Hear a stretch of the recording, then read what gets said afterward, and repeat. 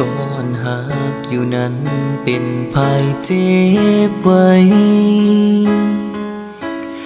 ก่อนหักอำกึมเป็นภายเสือเยาวันเยาวันอันสูงหมกลาดว่าหักใจเฮานั้นเมื่อในนอนสำตีผากเยา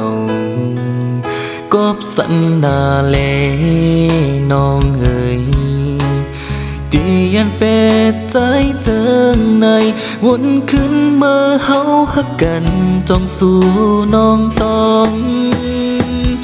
กบสู่น้องหักอำกึมเฮาไล่ผัดกัน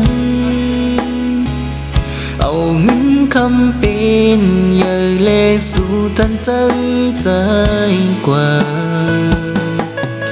ป้องเจอปันสู่น้องเยาที่ยอมสุ่มปันสู่เมื่อปล่อยตั้งหักเฮาไว้มันนั่งไล่นอนฝัน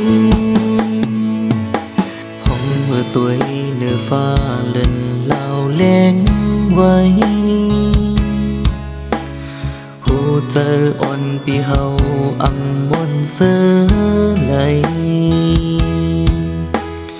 ข้าเจออยู่กวนเตรียมเจอถึงเมื่อน้องตีอันดึงเป็ดสำดึงอำไหลย้อนหักนาเลน้องเอ๋ยอย่าเปลี่ยนใจเมื่อไกลวนคืนมาเฮาหักกันจ้องสู่น้องต้อง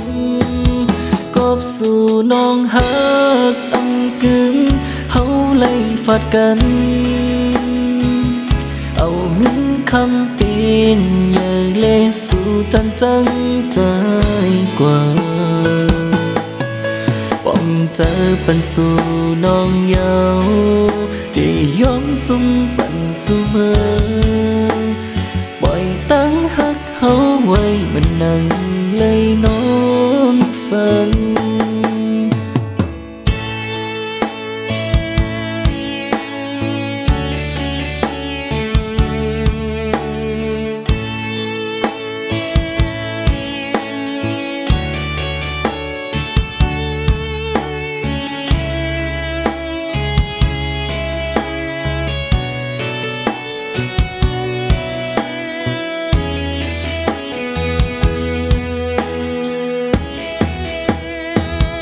กบสู่น้องหั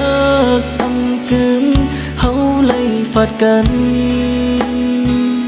เอาเงินคำเป็นเยอะเลสู่จันจังใจกว่าป้องเจอปันสู่น้องเยาที่ยอมสุ่มปันสู่เมื่อปล่อยตั้งหักเฮาไว้มันนั่งเลยนอนฝันปล่อยตั้งหักเฮาไว้มันนั่ง